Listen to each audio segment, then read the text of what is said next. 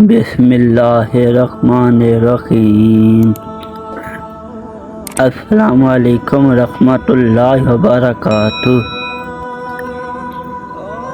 فرمان مصطفیٰ صلی اللہ علیہ وآلہ وسلم، پیارے آقا حضرت محمد صلی اللہ علیہ وآلہ وسلم نے ارشاد فرمایا، جس نے لوگوں کے دلوں پر اپنے جال پھنسانے کے لیے عمدہ گفتگو سیکھی، اللہ تعالیٰ قیامت کے دن نہ اس کی فرض عبادت قبول فرمائے گا اور نہ ہی نفل۔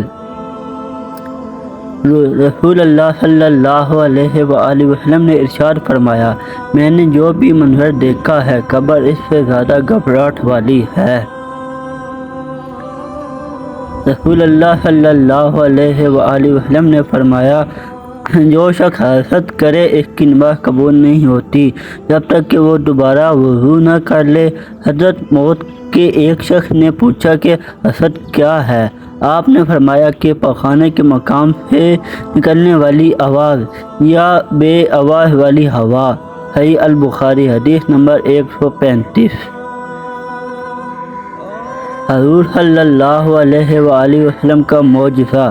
رسول اللہ صلی اللہ علیہ وآلہ وسلم نبوت کے بعد فرمایا کرتے تھے کہ مکہ کے اس پتھر کو بھی جانتا ہوں جو مجھے نبوت سے پہلے سلام کیا کرتا تھا۔ رسول اللہ صلی اللہ علیہ وآلہ وسلم نے ارشاد فرمایا، لا حول ولا قوت الا باللہ، کثرت سے پڑھا کرو کیونکہ وہ عرش کے خزانوں میں سے ایک خزانہ ہے۔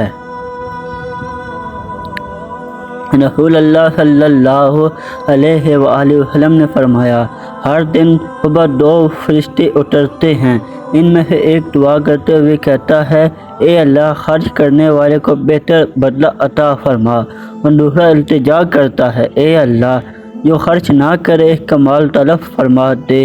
صحیح البخاری، حدیث نمبر 1442۔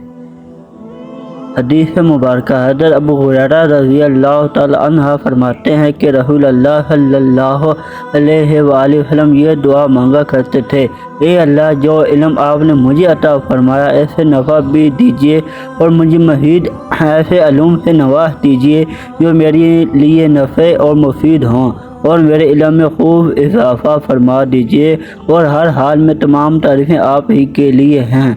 ابن ماجہ۔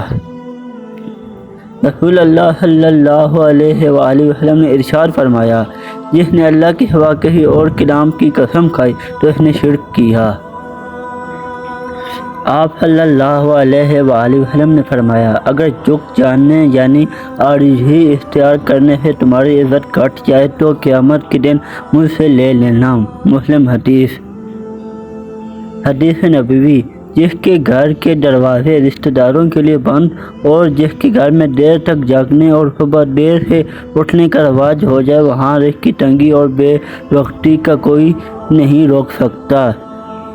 صحیح مسلم 6573۔ دوستو، اگر آپ لوگوں کو حدیثیں پسند آئی ہیں تو ان کو اپنے دوستوں کے ساتھ شیئر کریں اور ثواب کمائیں۔